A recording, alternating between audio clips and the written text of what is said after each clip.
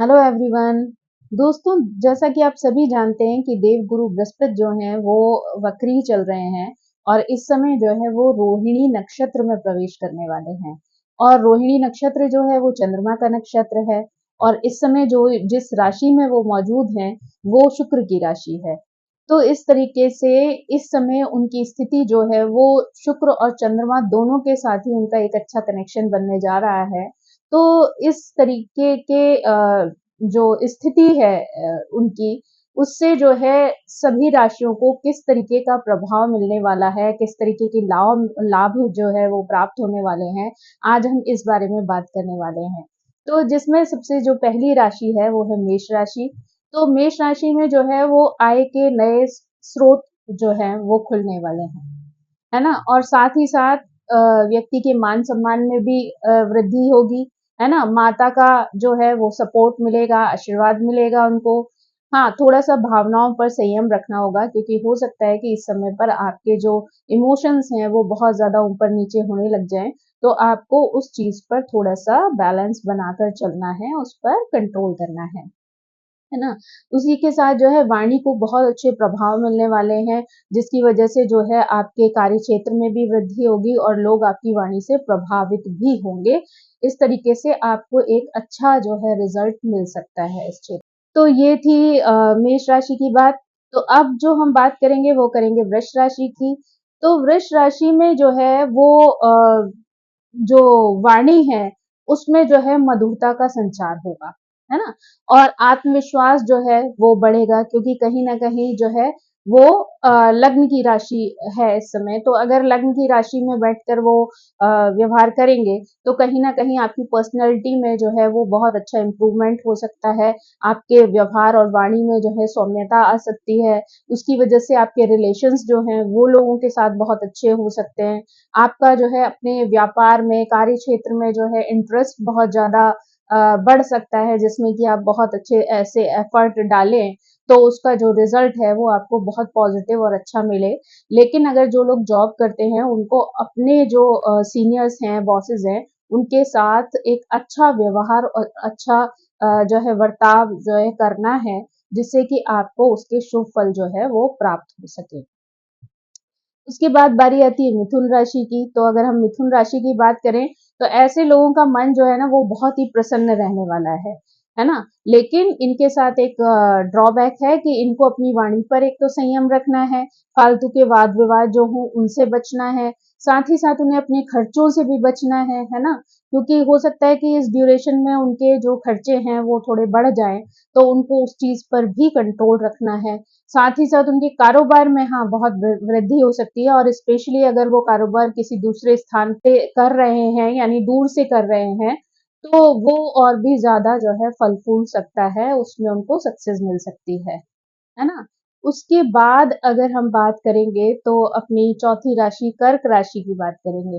तो कर्क राशि का जो इसके साथ जो स्थिति है उसमें ये है कि कर्क राशि वालों का मन थोड़ा-सा डावाडोल रह सकता है यानी इमोशनली वो थोड़े से डिप्रेस रह सकते हैं। लेकिन अगर वो अपना बैलेंस कर लें, थोड़ा-सा मेडिटेशन करें, थोड़ा-सा ध्यान योग या ईश्वर के साथ कनेक्ट हो, तो वो अपने जो मानसिक स्थिति है उस पे बैलेंस कर सकते हैं, अपने इमोशन पे कंट्रोल रख सकते हैं, है ना? और अगर वो धैर्य रखते हैं तो वो अपने कारोबार में भी नए अवसर प्राप्त कर सकते हैं और वहाँ से धन के नए जो स्रोत हैं, वो उनके लिए खुल सकते हैं, है ना? परिवार की जो स्थिति है उसमें भी बहुत अच्छा वातावरण रहेगा, परिवार के लोगों के साथ बहुत ही प्रेम और सपोर्ट मिल सकता है ऐसे लोगों को, है ना? नौकरी अगर करते हैं, तो उनको अपने सीनियर या अपने जो बॉसेस हैं, उनका बहुत अच्छा सपोर्ट मिल सकता है। तो ये अगर सिर्फ एक ही वीकनेस है कि अगर वो लोग अपने इमोशन को बैलेंस कर लें, तो उनको जो है चारों तरफ से एक पॉजिटिविटी जो है वो मिल सकती है, जिसका कि वो पूरा लाभ उठाकर अपने जीवन में सफलता को प्राप्त कर सकते हैं, है ना? उसके बाद अगर हम आएँगे तो हम आएँगे सिंह राशि के ऊपर, है ना? तो सिंह राशि वाले जो लोग हैं ना, उनके थोड़े से जो मन की स्थिति है वो बहुत ही डावाडोल वाली रह सकती है, उतार-चढ़ाव वाली स्थिति रह सकती है, इमोशंस बहुत ऊपर-नीचे कर हो सकते हैं। ऐसे लोगों को ना अपने जीवन में उस समय पर बहुत भाग-दौड़ रह सकती है, यानी बहुत ज़्यादा इधर-उधर जाना-आना रह सकता है और कार्य क्षेत्र में भी उनका मन जो है वो थोड़ा-सा विचलित हो सकता है, थोड़ी-सी मतलब जैसे बोर हो सकते हैं वो अपने काम से या थोड़ा-सा उनका माइंड वहाँ से हट सकता है। लेकिन अगर वो जो है थोड़ा-सा अच्छे से सँभल कर अगर निर्णय लें और एफर्ट डालें, तो वो अपने कार्य क्षेत्र में प्रोग्रेस भी कर सकते हैं और इस समय का पूरा जो लाभ है वो उठा सकते हैं। तो ये चीज़ उनके अपने हाथ में भी है कि वो इमोशनली उस चीज़ को कैसे हैंडल करते हैं और इस समय को वो किस तरीके से यूटिलाइज़ करके अपने जीवन में प्रोग्रेस जो है वो कर सकते हैं। तो अब जो नंबर आता है वो आता है वर्गो राशि का। तो यानी कन्या राशि वाले जो लोग हैं उनकी तो बल्ले-बल्ले होने वाली है। यानी उनका जो मन है वो बहुत ही प्रसन्न रहने वाला है।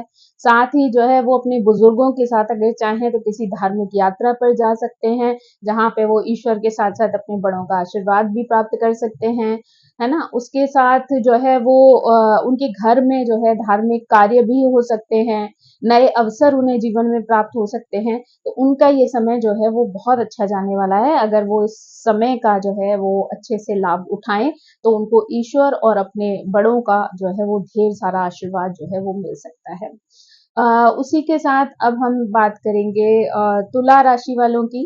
तो तुला राशि वाले जो हैं वो उनका मन जो है वो थोड़ा-सा व्यथित रह सकता है, यानी परेशान रह सकता है इमोशंस की वजह से।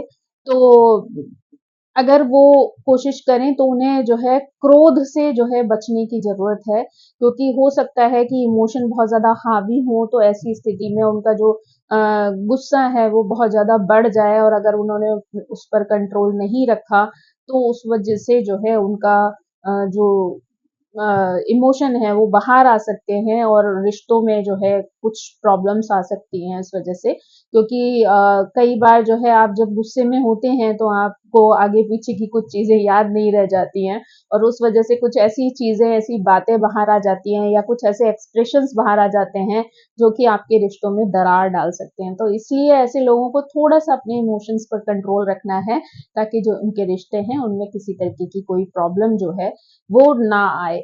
और ऐसे लोगों के लिए बड़ा अच्छा रहेगा कि अगर वो लोग समय निकाल कर जो है किसी धार्मिक यात्रा पर जाएँ या किसी ईश्वर के दर्शन करने के लिए जाएँ, जहाँ पर वो उन्हें जो प्रभु हैं उनकी कृपा जो है वो प्राप्त हो सके, है ना? साथ ही साथ ऐसे लोगों को थोड़ा-सा अपनी जो पार्टनर है, लाइफ पार्टनर है, उसका जो है ध्यान रखना ज़रूरी है। उनकी हेल्थ को लेके जो है कुछ इश्यूज़ हो सकते हैं।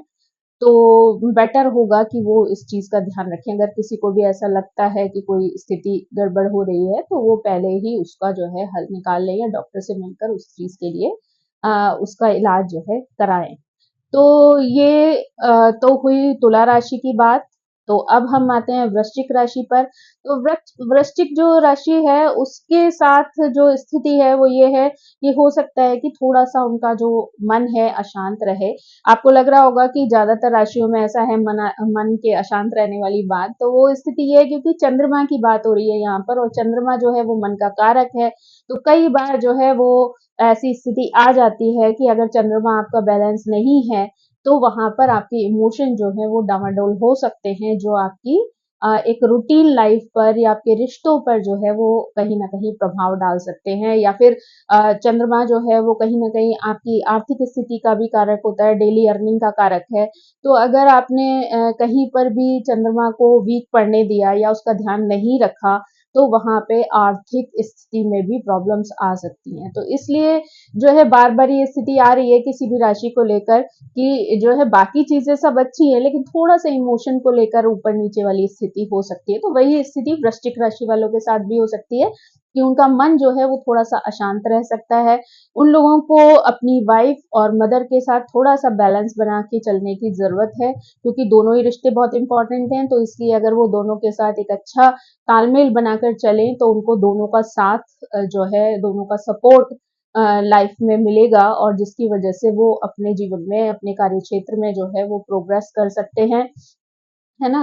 और बहुत सारे नए जो प्रोग्रेस के अवसर हैं, वो उनके जीवन में आ सकते हैं। डिपेंड आप पर करता है कि आप उनका फ़ायदा किस तरीके से उठाते हैं, है ना? मान-सम्मान में भी आपको जो है पॉज़िटिविटी मिल सकती है, लोग आपको सपोर्ट कर सकते हैं। तो इसलिए ये आपके ऊपर काफ़ी हद तक निर्भर करेगा कि आप उस समय की जो है किस तरीके से वैल्यू करते हैं और उस हिसाब से कौन-सा फ़ायदा आप अपने जीवन में उठा रहे हैं। अब हम बात करेंगे धनु राशि की, तो धनु राशि की बात जो आए तो उसमें थोड़ा-सा जो है वही स्थिति है कि मन थोड़ा-सा परेशान रह सकता है, जीवन में थोड़ी-सी भाग-दौड़ रह सकती है।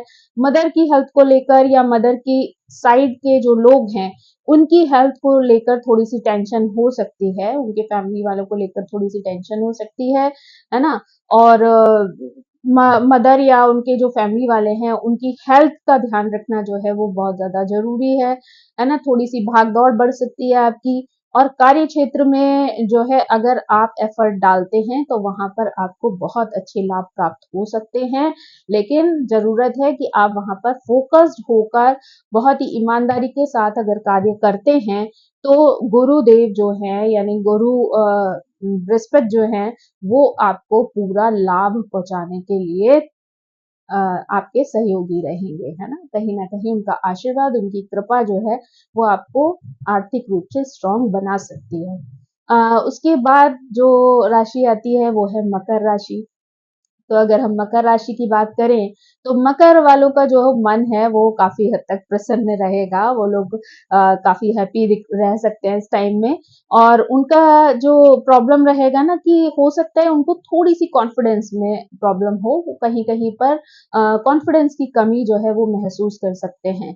लेकिन जो कार्य वो कर रहे हैं, उसमें भी उनको प्रोग्रेस मिल सकती है और अगर वो थोड़ी-सी कोशिश करें तो वो नए बिजनेस या नए जो चीजें हैं वो भी स्टार्ट कर सकते हैं यानी उनकी भी शुरुआत कर सकते हैं वाणी पर अगर संतुलन बनाकर रखेंगे तो उनके रिश्ते भी जो है वो बहुत मधुर हो सकते हैं गहरे हो सकते हैं संतान संबंधी कोई खुशखबरी भी उनको प्राप्त हो सकती है तो ये जो सारी चीजें हैं वो मकर राशि के लिए हैं तो उसका पूरा लाभ जो है मकर राशि वाले उठा सकते हैं। इस बहुमूल्य जो उनके लिए बहुत ही सुंदर समय आ रहा है, उसका लाभ वो बहुत अच्छे से उठा सकते हैं। अब नंबर आता है कुंभ राशि का। तो कुंभ राशि वाले जो लोग हैं, उनके साथ थोड़ा-सा ये एक प्रॉब्लम रह सकता है कि उनके कॉन्फिडेंस में थोड़ी-सी कमी आ सकती है। कहीं-कहीं पर जो है उनका कॉन्फिडेंस जो है वो डावाडोल हो सकता है।